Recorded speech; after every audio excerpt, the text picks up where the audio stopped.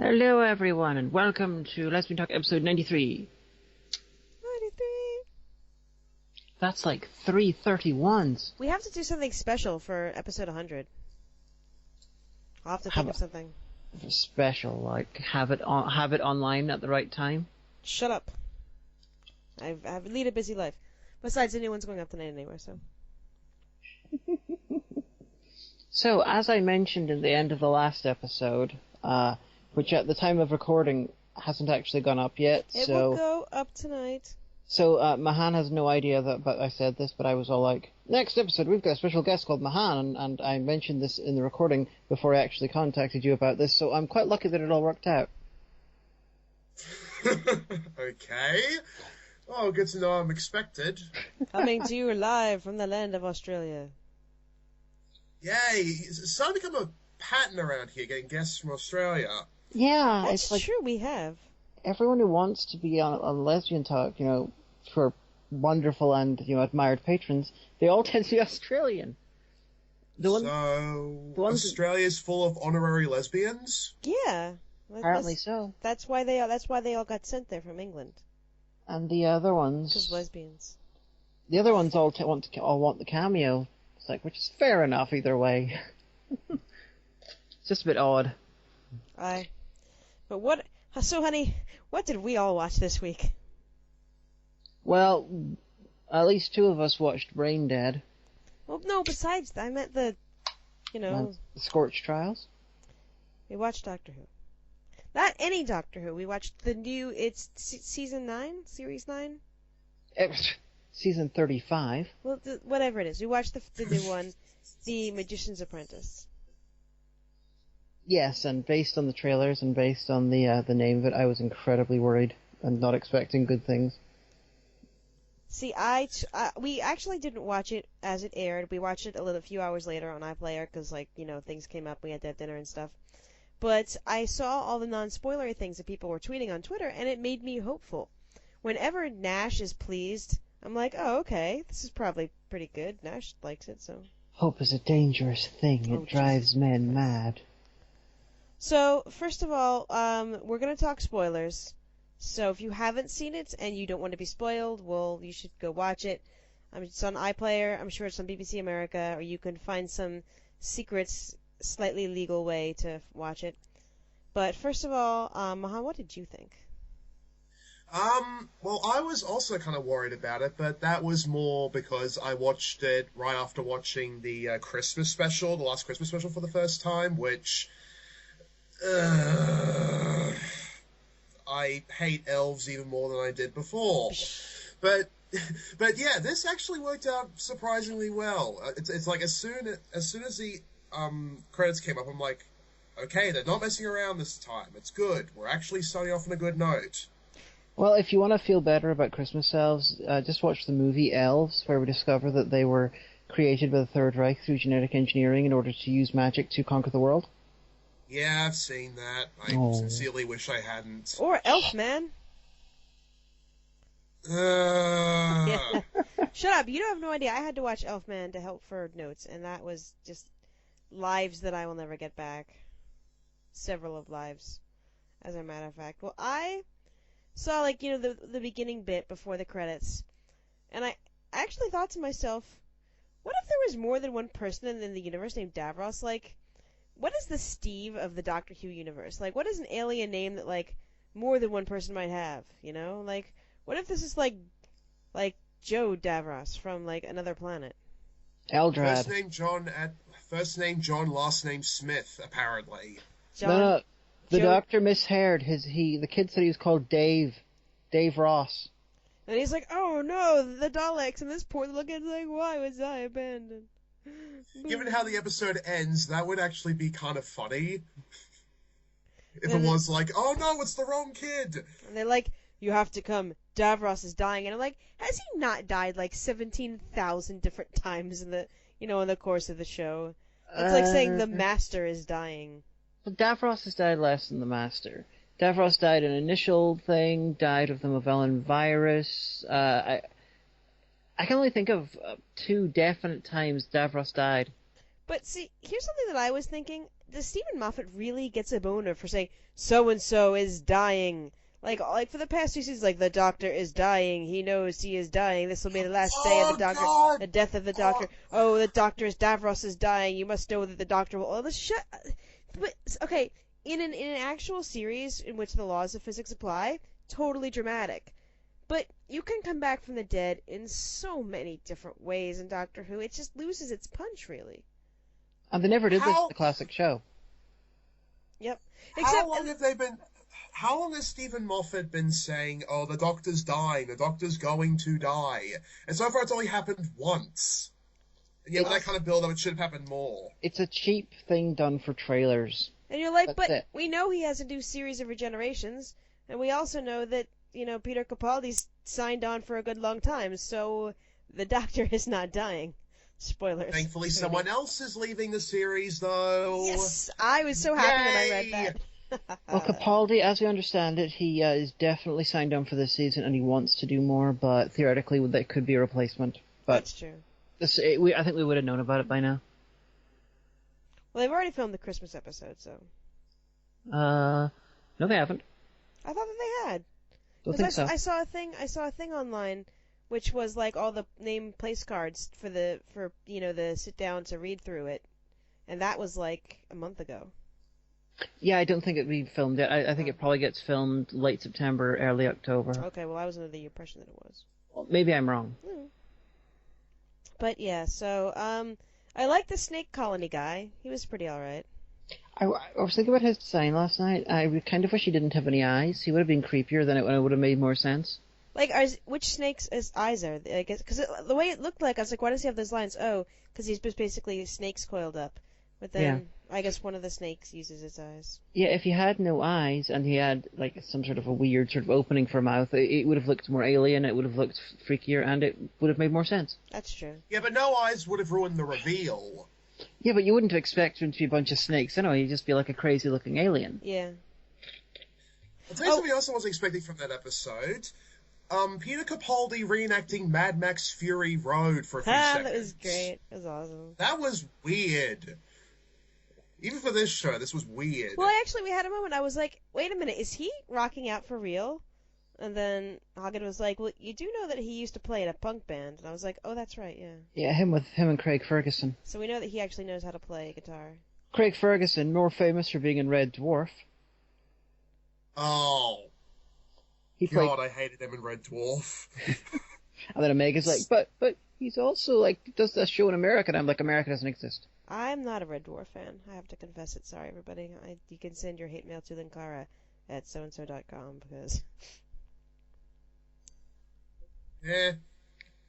It has its bad moments, I'll give you that. It's one of those things I never really got into, but then I had the one friend's boyfriend who was super into it, and he's one of those guys where he's like, yeah, well, you think that you like British humor because you like these shows, but if you don't like Red Dwarf, then you're just faking it. I'm like, whatever, dude, shut the fuck up, no one cares. That's assholey. Yeah, well, they're not together anymore. I mean, this was like 15 years ago, so... But anyway, we should do our little episode recap. So basically, Clara's in school and shit gets real, and all of the airplanes are stuck in the sky, which is actually kind of cool.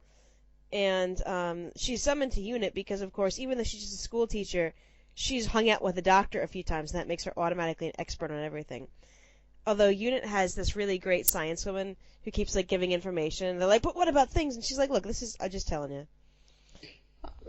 Just thinking, if they're going to summon sort of Doctor companions there, they don't know which Doctor is involved, so surely they should have any former Doctor companions who were living on Earth at the time. Joe Grant's still alive. It would be an excuse to have a bunch of them there, sort of like this meeting, sort of like working out with the Doctor. So it's like Tegan and Ace and Joe Grant and all.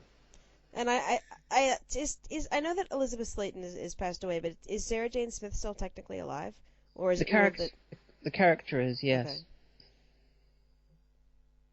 Yeah, like Perry's out there somewhere. Well, depending Fly Perry in from California. Well, Perry, depending on your continuity, she's either married to Brian Blessed, or she's dead. Or she's dead, or she's divorced from Brian Blessed and on Earth, or she's married to Brian Blessed and on Earth.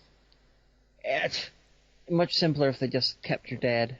So basically, they figure out, oh, it was Missy. It was Missy the whole time. Stop Missy's Missy, like, it's the Master. The Master. I said the Master. The Master.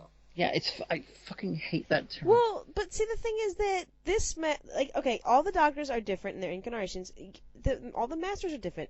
This one likes to be called Missy and wear high heels, yep. you know? Like, I don't understand why you're It's upset like we about can't that. understand that it's the same character as the Master with some sort of a gendered name for them afterwards. It's like having the Doctor regenerate into a woman and be all like, well, I can't call myself the Doctor anymore, tee-hee, I'm going to call myself Dot. Okay, I'm just saying that last night I was like, it's so good to see the Master again.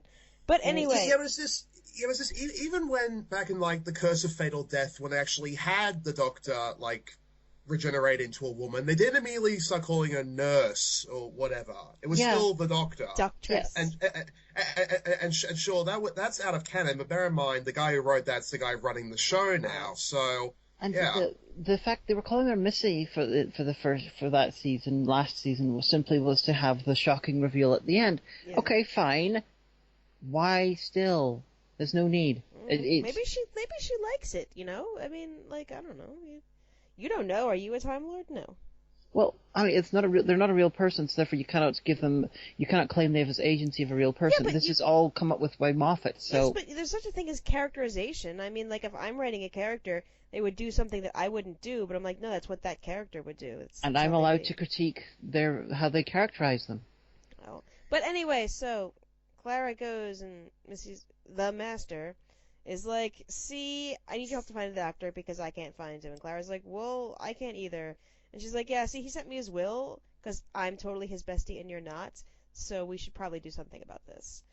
I saw people online who were complaining about the fact that there was no explanation for how the Master was alive again, and I'm like...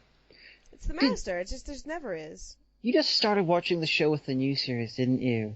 You have no idea about what the Master did during the entirety of the classic show. Gets away with everything. It's like, oh, basically the Doctor took him apart atom by atom by atom. Nope, he's still back next season. It was me, the Master. I knitted my atoms back the whole time. Yeah, real examples from the classic show. The Master gets set on fire and is burning to death while the Doctor leaves. Then burns to death. Comes back again next season, perfectly fine, no explanation. The Master is trapped inside a parallel universe which is shrinking and collapsing, full of a bunch of angry people who want to destroy the Master. Can't get to the TARDIS, no way out, gonna get crushed to death, gonna be shredded by a bunch of people who are literally surrounding him at that very moment, beating him to death. Back again next season, no explanation. Gets turned into a were-cheetah on a planet that is about to explode while lava is inching towards him. Back again in the Paul McGann movie, no explanation. Yeah, he's like basically atomically taken apart at the end of Time. That doesn't matter. He's the Master. No, he's the Mr. Miracle of the Doctor Who canon. End of Time, we went into the Time War. Yeah, but then didn't they burn what was left of his body, or that cult did, or something like that? That was the start of End of Time. Oh, I got confused. That was the Sound of Drums ending, going in. They reconstructed him, and I remember because I was really irritated in the End of Time review why they needed to come up with this satanic ritual for bringing the Master back, because it's the fucking Master. There's no need to explain it. Well, here's the thing: is if the Master went back into the Time War, that's really easy to escape. Because the moment was reversed, you could make a case that in the not the chaos, but like in that small pocket of time between the moment being reversed and, you know, the war going on, he could have commandeered a TARDIS and escaped. Yeah, but the Master was already out before the day of the Doctor. Oh yeah, that's right, because then he would have been out when he was in the other thing. Yeah, so he's not trapped on Gallifrey. He's off doing things and stuff, you know? Yeah, I mean, it's just... I Master... want the Ronnie. Where is the Ronnie? The Master escaping, death is basically the most consistent character thing that the character has. Yeah. But so anyway, they use some kind of, like, probability magic, and be like, oh, the Doctor is here at this point in time. And the Master has... It looks like kind of like River Song's timey thing, or the one that Jack Harkness has, like a just portable, like... Not really TARDIS? It's a 51st century piece of crude time travel technology used by time agents. Time agents, which were first mentioned in the Talons of Weng Chiang and Tom Baker's era. Deus Ex Time Machina. Well, no, the time agents have been time agents, although they were not described in Tom Baker's era. They were a thing. Moffat just ran with the idea when he created Jack Harkness. But so anyway, they find the Doctor in 14th century York, flinging about anachronisms because, that'll make great GIFs on Tumblr. He invented the word dude. I will never forgive him for that one. He didn't invent it. He just put it where it wasn't supposed to be. Well, inventing it before it was supposed to become a thing, that's invention. Hey, I'll quote Star Trek. Who's to say they didn't come up with it in the first place? Let's keep it to one sci-fi canon for the time being, or else it's going to get really confused. Well, it didn't matter anyway. Which Star Trek canon? 6. My point exactly. Oh no, it was not. It was the one with the whales.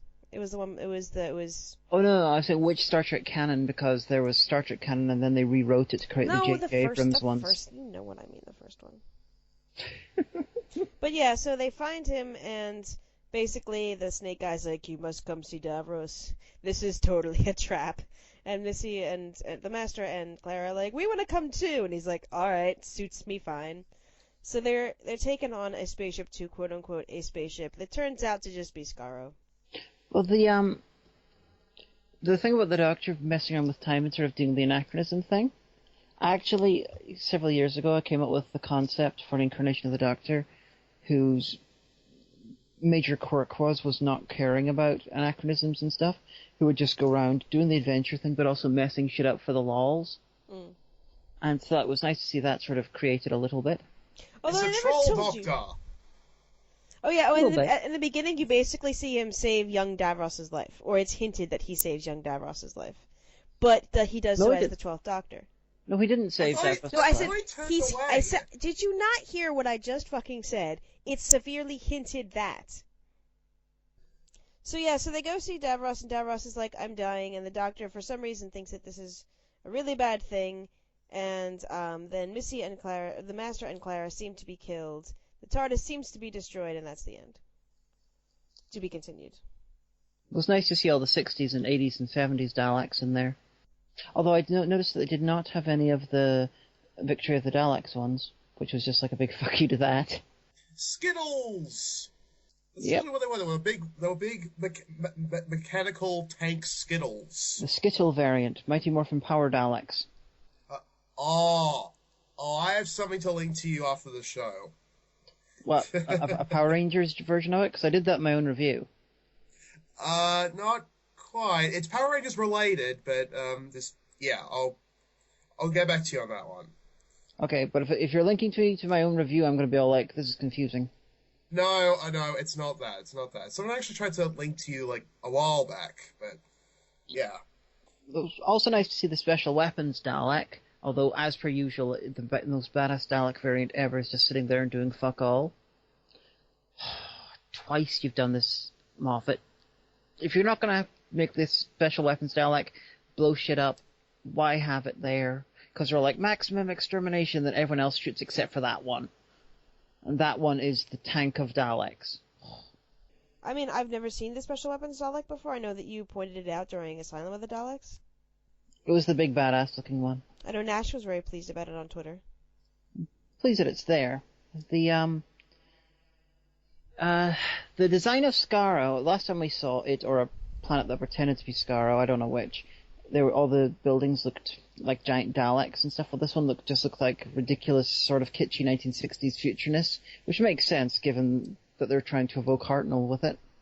The designs of the Dalek building in that to be reminiscent of how it was done in the 60s. Yeah, it did look very, very, like from the old series. And even Hartnell said, Capaldi said he was wearing Hartnell and Troughton-style trousers simply because everything else was so 60s. Oh, really? I do that. Honestly, the big thing from this episode that I honestly couldn't get my head around was that Davros, they kept the exact same design for Davros from, Journey's End. Yeah, Julian Bleach. Yeah, it's like, okay, fine, go with the same actor, but seriously, the exact same design as well? Just not even gonna... I mean, aside from, wires and stuff hanging from the ceiling, but just yeah, that kind of annoyed me a little. I hear noises. Sorry about that. It's my alarm. Forgot to turn it off before recording. Live, everyone. Oh, well, sorry. Well, I was fine with the design being same because Davros he doesn't change his design very much. The biggest design changes with Davros happen when they cast a new actor. So I had no issues there. It was the same guy playing the only Davros? thing as Journey's End, yes. So this is the new Who Davros, who's still Julian Bleach. Julian Bleach, who was rumored to be playing the 12th Doctor. I was really sad when it wasn't him. Because he's cruel and creepy and he's like a vaudeville type actor. Well, given the direction they're going with the 12th Doctor and his, kind of insane, like his vendetta against the Daleks being pushed, very far this time round, that would have made things a bit weird. It's like a sort of he hates himself kind of casting. Well, I'm pretty sure he wouldn't be playing Davros if he was playing the Doctor. Well, yeah, I get that, but it's just, playing Davros and then playing the Doctor who hates the Daleks and Davros even more so than previous incarnations, well, for New Who anyway, it just, yeah, it would have been interesting, but I'm not sure if Moffat would have been the guy who could pull it off. Well, the point of the casting wouldn't have been so people would know it was him. It would be a thing for the fans to be amused by, like, in Transformers, David Kaye went from voicing Megatron in a couple of animated series to voicing Optimus Prime in a couple of others. Please, you've got to help me. Dun dun dun! Come on, you said you'd help me. Help me! Okay, I have just rewatched the intro, and it fades to credits as Davros is shouting, "Wait a minute, you said you'd help me," and a close-up on the Doctor's face looking horrified. The scene where you hear the TARDIS is later on in the episode. So from the intro series at the credits, it does seem to appear as though the Doctor will be responsible for saving Davros. Well, to be fair, that actually is in canon with at least the New Who one, because it did mention back in Journey's End that back in the Time War, the Doctor did try and save Davros. Yeah, but the thing is that, like, pretty much every incarnation has bounced off Davros at this point, hasn't he? Doctor, no, 1, 2, and 3 never met Davros. Neither did 9 or 11. Well, my interpretation of the bit at the start was the Doctor heard it was Davros and then left. That's why he had that was your interpretation. But remember, that's just the bumper before the beginning credits. The intent of the scene is to make you think, oh, wait a minute, the Doctor, of course he's the Doctor, he saves children, he will save young Davros, aha, I see. But then only later in the episode, you see, at the end of that scene, where you hear the TARDIS noise, and then you realize he buggered off. Well, fair enough. It's nice to see that my interpretation of the Doctor being a cunt is in line with the 12th Doctor being a cunt. It must be a Glaswegian thing. So, what, if anything, was wrong with it, in your opinion? Because you said, as soon as the episode ended, you said, oh, I have surprisingly little to complain about. And I thought that tweet-worthy. Well, stuff about irritation over the Master being referred to as Missy, and I do not like the Mary Poppins outfit. I wish that... But that's what Michelle... the Master wants to wear. I mean, you can't, say, well, I don't like the Sixth Doctor because of that coat. Well... A lot of people do say that. And then you're just as bad. Colin Baker doesn't like that coat. Yes, but that's the Sixth Doctor's iconic coat. I mean, if that's what the character wants to do, you can't say, well, I dislike the whole entire character because I think that wouldn't have been their choice. And obviously, that aesthetically, that's what the character chooses to wear. Yeah, but the person's allowed to not like it. So, I mean, remember when we watched it last night, we had this discussion, and you admitted that Michelle Gomez would be far more attractive if she was dressed like Roger Delgado. Yeah, I do think so, but that won't change. Wouldn't it? Slash fix. Wouldn't it be great? No, that's a horrible idea. I think it would be great. But no, that's true. It would. The actress would be really hot wearing that. But the thing is, the Master is still the Master, regardless of what the Master is wearing. I don't know. I think you're trying a little bit too hard to dislike it. No, I just don't I have never liked the evil Mary Poppins thing, because Moffat seems to have it seems to be several of Moffat's fetishes put together. He seems to just have things for certain Don't types worry, of I'm sure that women. Billy Andrews will show up to fight the Master and help the Doctor out in the Christmas episode. Honey, this is not Alan Moore's League of Extraordinary Gentlemen. Because that does happen. Evil in League of Extraordinary Gentlemen, the last issues, the Antichrist is Harry Potter, who goes all sort of Columbine with magic against Hogwarts, and then God appears in the form of Mary Poppins to kill him. How did he not get sued for that? Because he didn't name them. Fair use, fair use. That is amazing. That is amazing. But, yep, I am very, very, very happy with how they treated having young Davros in there, because this is the second time New Who was going to do this. The first time they ran out of budget and it was so terrible. It was going to show young Davros as a young scientist before he got the accident which crippled him. And I'm like, no, we already saw that in Big Finish's Davros thing. We saw that in that? We heard about it. We saw it in our mind's eye. Mahan, do you have no imagination? Does your mind not conjure up images whenever wonderfully luxuriant audio appears?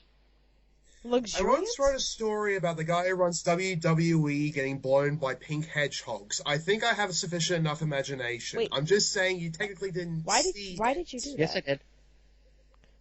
You just told the internet. Why did you do that? Was it a dare? Long story short, it was a sort of pseudo competition going on with that a guy who runs a community. I won't mention his name because he's not exactly liked in these parts. And it was just like, okay, we make a story where ex wrestler, I still don't know who he is, takes over the WWE, and I'm like, okay, and then just made like a 4-page story, and he's like, dude, you put way too much effort into this. Okay, because I thought maybe that was like a night's entertainment for you, and I was a little bit worried there. A little disappointed. Relief and disappointment on two separate ends. One of my issues with this was, okay, if you look at my Good Man Goes to War episode of 20 Who, which if you want to see, you've got to go to the Hagan tube, because it doesn't exist anywhere else right now, is that New Who tends to have, it has a tendency to have, even though the show is completely non-linear because of time travel, it's always like something happens right before it becomes important to the Doctor.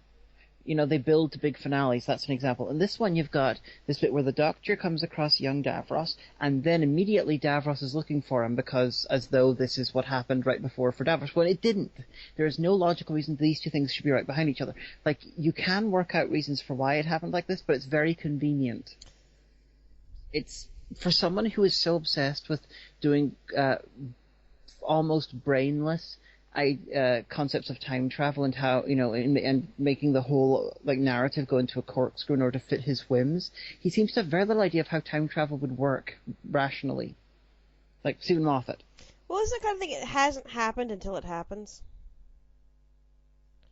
Because, like... Or causality, to put it a bit more sensibly. That's what I meant. That sounds really good. Better than it hasn't happened until it happens. Well, Davros' history has happened. It's not like he poofed into existence the second Capaldi met him. With time travel. Time is forever in flux. Yeah. It's kind of like a big thing with at least new... See, that's the thing. I'm mostly going on New Who because I still have a lot of Classic to catch up on. I am going to quote the first Doctor in the first episode of Classic Who where this actually came up. You can't rewrite history, not one line. No, but you can fudge it a bit. Like, okay, whenever I, very sparingly actually, because I really don't understand quantum mechanics, whenever I have touched upon time travel in writing, I have supported this idea that there's a most likely set of scenario. Like, you know that whole thing about quantum options, like for every single variable there's a universe for that. But there's got to be a thing that's most likely, so that history will default to this thing that's kind of most likely given all the variables. So if you do some harm to history, usually it'll even itself out, because those kind of most likely things will rise to the top. I don't really understand that metaphor, but you know what I mean, right? If you know what I mean, write the show. Well, wait, when you rewatch the very start of it, did the Doctor give his name out? No, the Doctor does not give his name out. The Doctor doesn't say anything to identify him. Okay, here is I have identified the hypothetical of this could have happened, but it still is a bit convenient then. This happened, and Davros got the sonic screwdriver. He held on he survived somehow. Was Yeah, left because we there said but this survived. last He time. I was held like, on you to don't the know sonic. that maybe he survived some other way just because he had the sonic screwdriver. Yeah.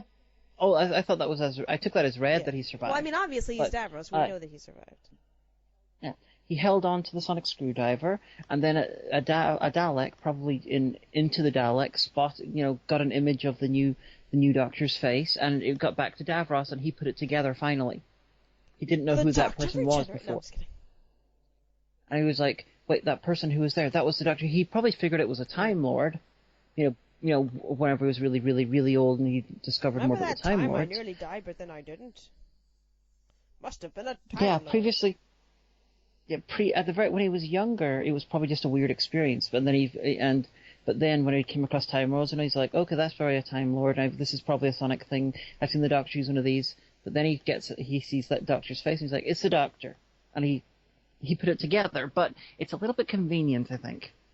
Well, I mean, sometimes things have to be convenient to work. I just kind of wish, and this is me. I kind of wish Moffat had done one of his wee Moffat-y things and had the Davros as an adult story separate from Davros as a child in a different episode or a different season. So then it would have been like, this happened to the Doctor, it shook him for a while, and then Davros comes and gets him. Or have it that you do the Davros as an adult thing, and then you do the Doctor with the Davros as a child. Like a completely unrelated different thing. Well, see, the thing is that that might have worked for the old series. But I think that some of the vitriol that he gets for not doing it the way the old stuff was kind of is because they are catering to a younger and modern audience, where you have to have that causality and that causation and stuff like that. Well, actually, the thing I'm describing is actually more of a New Who type thing. It's the sort of thing I bitch about usually but because... just like an episode about the Cybermen or something, like, oh, by the way, the Doctor also saved Davros. If he did that as a stinger in an episode where you're about to lead into an episode about Davros and the Daleks, sure, but I mean, that's what I think anyway. I'm probably wrong. Or have the Doctor come across Davros like that, and then the Doctor seeks Davros out. Yeah, but then we wouldn't have the really great "I'm looking for the Doctor" montage. And that was fun. That was good and fun. I just think that narratively it would have made more sense if the Doctor was so shaken he went after Davros. Although I don't know why everyone thinks that he's so sure that he's going to die just by meeting with Davros. It's not like he hasn't defeated the Daleks 5 million times before. And especially since Davros has gone on record as to say the Doctor is the closest thing he has to a friend. Because he can't be friends with the Daleks, because they are his creations. I like the Master kind of rubbing it in Clara's face that she's more important to the Doctor than she is. That honestly kind of pushed my buttons a little, because ever since she was introduced, Clara Oswald has pretty much become like the center of the Doctor's universe. In several ways. Exactly, and that is the main reason why I'm so happy that at some point she will be leaving, because then we can finally put an end to that, and the Doctor can be, the important one. I'm so special. I'm just so very special. Don't worry, Mahan. They will come up with a reason for making the next one to be really special too. Every single companion in New Who has been ultra uber special. They are the best people. They are amazing people. That's one of my things that bother me about the show. It's like classic Who. It's like, it's just a person. Take him on adventures. Adric thought he was so very special, and we saw what happened to him, didn't we? Yeah, they had different levels of arrogance to them, but New Who is a case of the Doctor only takes the best and brightest. Rose really didn't start out that way. Rose was kind of like, what? Oh yeah, whatever. Yeah, but even in the first episode, she was going on and saving the Doctor and stuff. It's in New Who. It's okay. In Classic Who, the companions were just anyone. It was just a person who was lucky. In New Who, it's a case of they're above average in some way, and they're special in some way. Which is quite weird, because New Who tries to be more people friendly than Classic Who. Classic Who is old, theatrical, and sort of cold and stuff like that, unemotional. Well, New Who is like because they're going for the special thing, they're actually connecting themselves less with the audience of the day, because in Classic Who, anyone could be a companion. That could be me helping out the Doctor. In New Who, no, I'm not special enough. They never want me. No, you've just answered your own question, actually.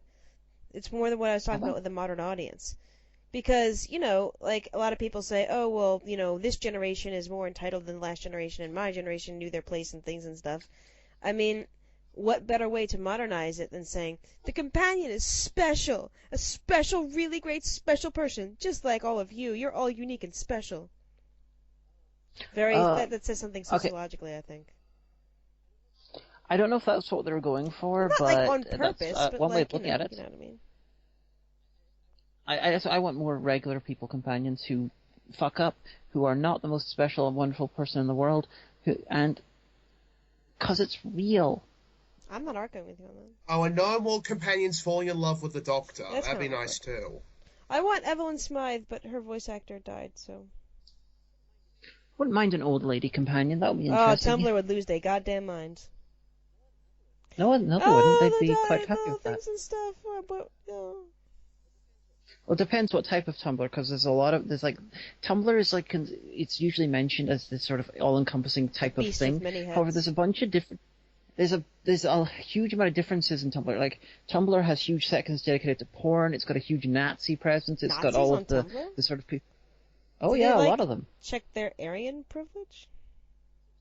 That's what I'm saying. People have this stereotype of Tumblr, but it's actually, Tumblr is made up of a bunch of different individual sections. Okay, the part that worships Stephen Moffat. Well, they'll which probably intersects heavily with the part that keeps making Sherlock / fic. Oh god, Sherlock. God damn it. Not a fan. Oh, please. Another thing we have to disagree on. I watched the first season. It was alright. I mean, as adaptations of Sherlock Holmes go. I just don't care for it. And then, of course, there was the bit in The Winter Soldier where a bunch of idiots vote brigaded things so that Sherlock got mentioned in the list of things that Captain America has to look up about the modern day over Doctor Who. Well, Doctor Who makes much more sense. As a cultural thing, Sherlock is very much, oh, look, this is popular right now. Yeah, but I would say, I mean, and I know that this is a terrible thing to say when we're actually discussing the show, as something with cultural impact, like worldwide, Sherlock Holmes is more widely known than Doctor Who.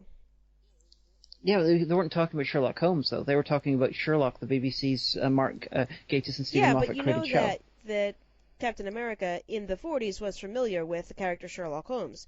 So look how this would be different. This would be something that he would recognize. Yeah. He didn't watch Doctor Who because it didn't exist yet. So I'm fine with that, actually. Well, they also mentioned Star Wars and Star Trek. It's supposed to be modern cultural things for him to get grounded in the modern day. If he was a big Sherlock Holmes fan, then that makes sense. Yes, he could compare and contrast. But it's just Doctor Who and Star Trek are the most important sci-fi shows ever made, except for The Twilight Zone. I think that there are other ones, but, I'm not going to... You seem to be on a roll tonight, so I'm not going to debate that. Same reason why I'm not going to. Oh, okay. I'm just curious, if you had to come up with big 3 sci-fi shows of all time, what ones would you go for? I haven't had time to think out a thesis. Okay. I'm playing Temple Run on my phone while we're recording Lesbian Talk. I'll get back to you with a 2,000-word essay next week. Okay, Mahan, would you have any ones you would replace out of those 3? Alright, well, actually, that's kind of a tough one because I have to weigh up, how much I actually like them versus actual cultural impact. Because if it were up to me, it'd be Doctor Who, Star Trek, and Futurama.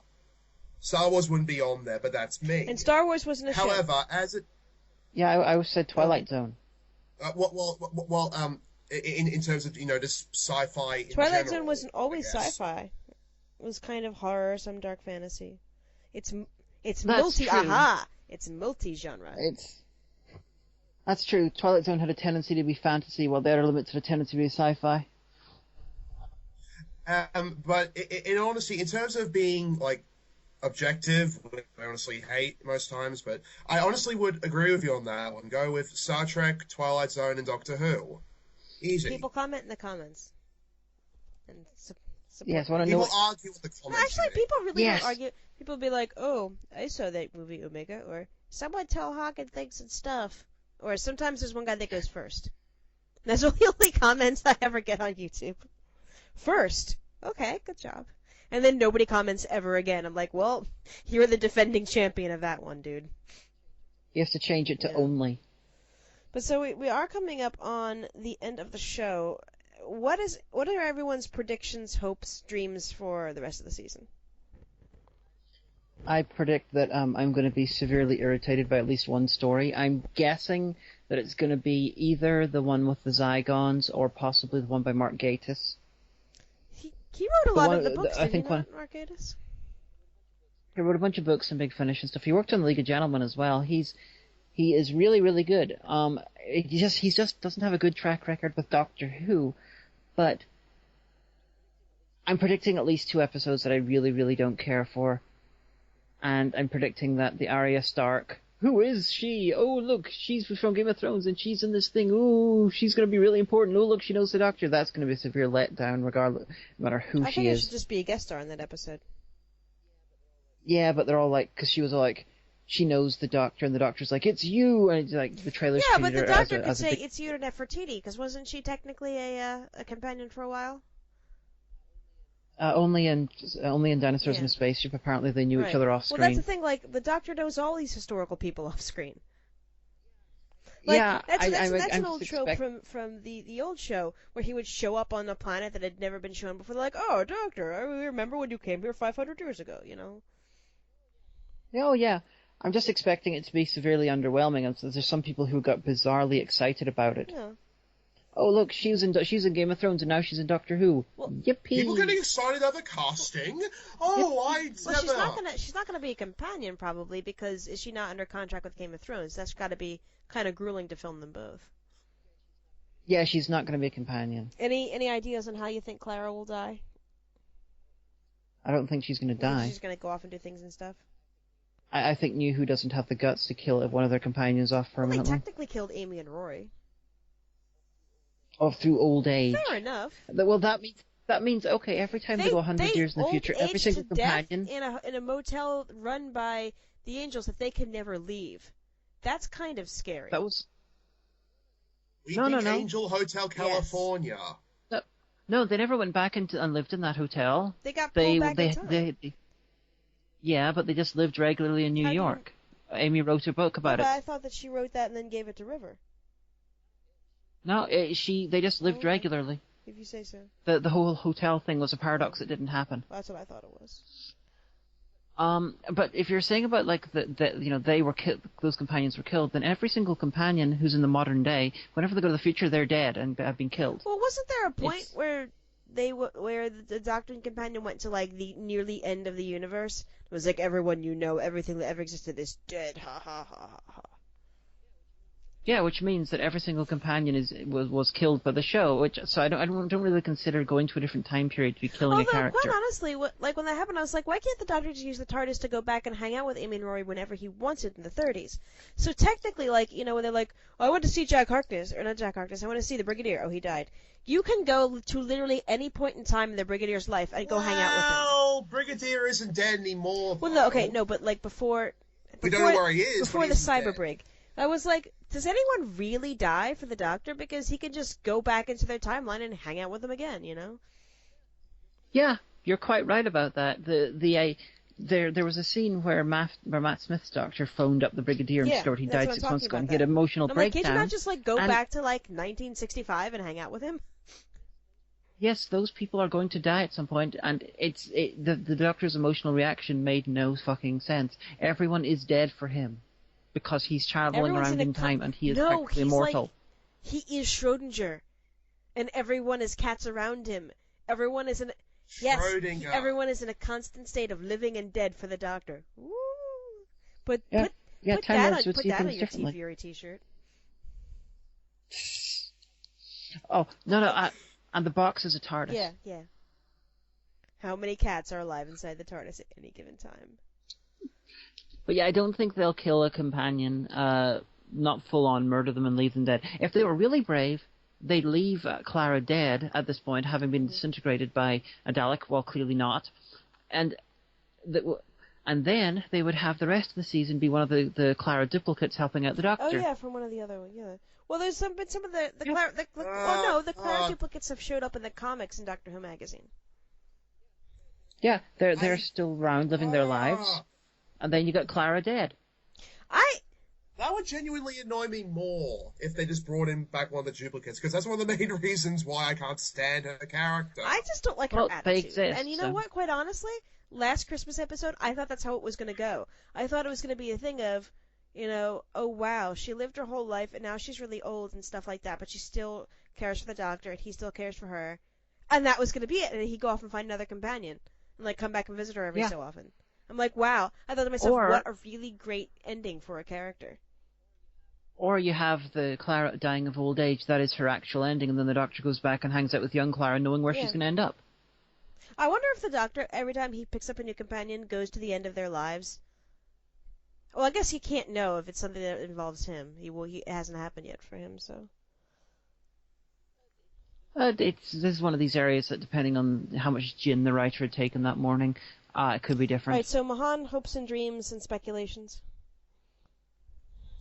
Alright, well, I hope that the episode with Vikings in it is at least going to be helpful. And, well, this is definitely something I'm hopeful for. I can only hope that Clara Oswald dies by encountering one of the tellers from Time Heist. It would melt her brain. Ironically, the tellers didn't actually kill you. They just left you in a vegetative state. He has to put her in an asylum. Even better. An asylum for Daleks, sorry. Where the original Clara we saw died. I think I'd like to see a really good companion. Like, I don't know what I mean by that, but like, really, I mean... I miss Donna. I really miss Donna Noble. Wasn't she like all sorts of attitude? Right. I actually haven't watched any of the ones with her. She was the best New Who companion until Amy. I honestly think she's better than Amy, because there was no, well, like I said before, the forced romance. Oh, all the companions have the hots for the Doctor. That really annoyed me. And that's one of the main reasons why I like Donna. That, and I just like Catherine I would Tate. like to see... I don't know. I would like to see a boy and a girl, but like a brother, like an adult brother and sister. So you get kind of like the Ian and Barbara thing going on, but there's no romantic tension. And like... Yeah, because there was romantic tension there. Well, okay, but you know what I mean. Like, if you did Ian and Barbara, people would be like, oh, we just had Amy and Rory. But like with no like romantic stuff. Like they're obviously brother and sister. They say, oh yes, we have the same mom and dad, us brothers and sisters. And the woman's lesbian, so she can't fall for the Doctor. One of the earliest companions in the comic books were John and Gillian, the Doctor's grandchildren, who were brother and sister. Yeah, like so, I would like a filial precedent. relationship, you know. I would be perfectly happy with that.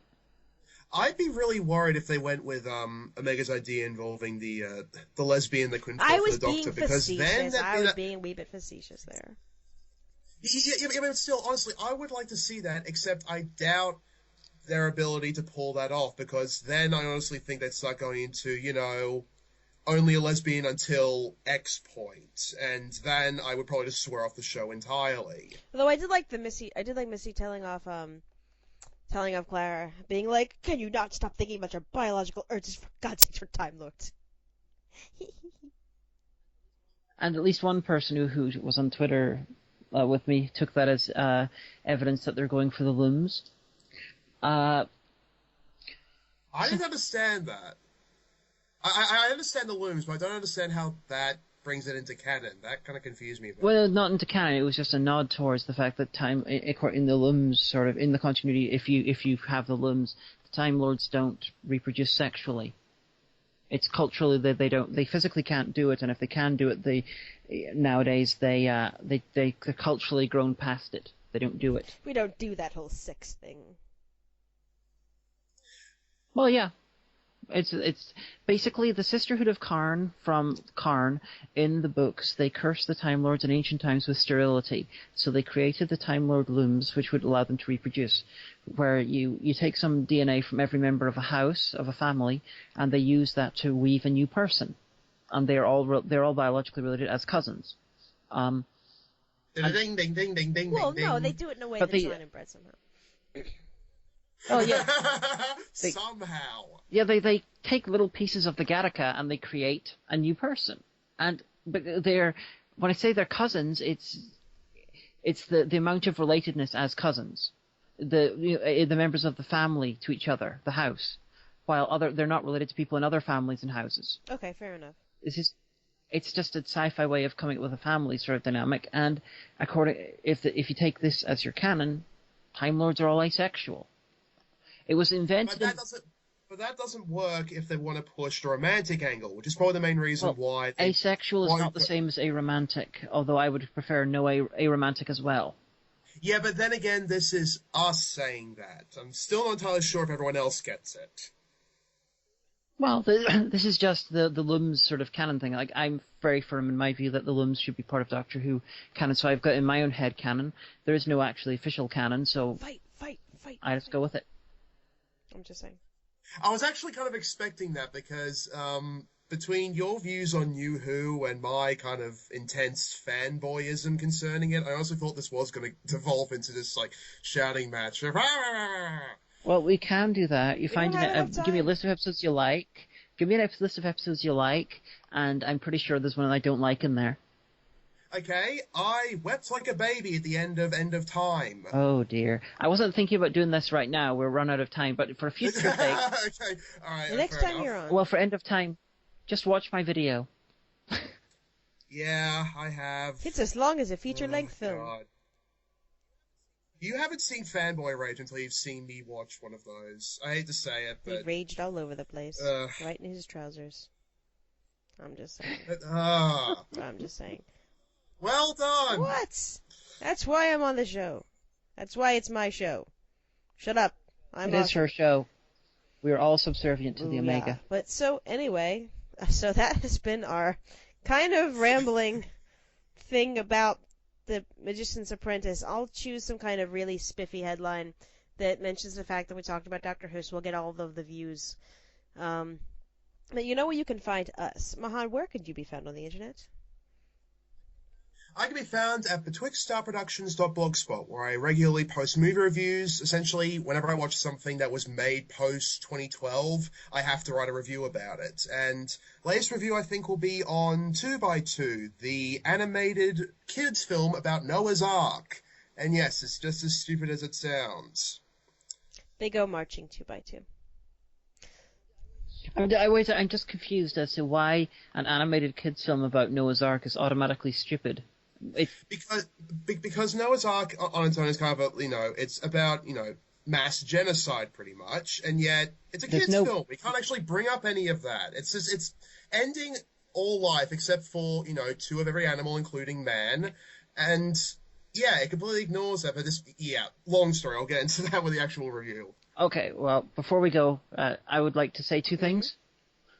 One, the Bible doesn't say 2x2. It's like different numbers depending if they're clean or unclean. I was quoting the allegory song, "The Ants Go Marching 2x2." Oh. Hurrah, hurrah. Oh, no, I was complaining about the film. They called it 2x2. And the other thing is, there's a bunch of children's media based on the Bible, and there's a bunch of horrific stuff they gloss over. It's stupid, but it's basic level biblical children's thing stupid. Yes. But so anyway, I have been the Omega, and honey, who do you want to have been this week? Someone who does not get yelled at you whenever the episode is finished. Yeah, well, we'll see. We'll see y'all later, everybody.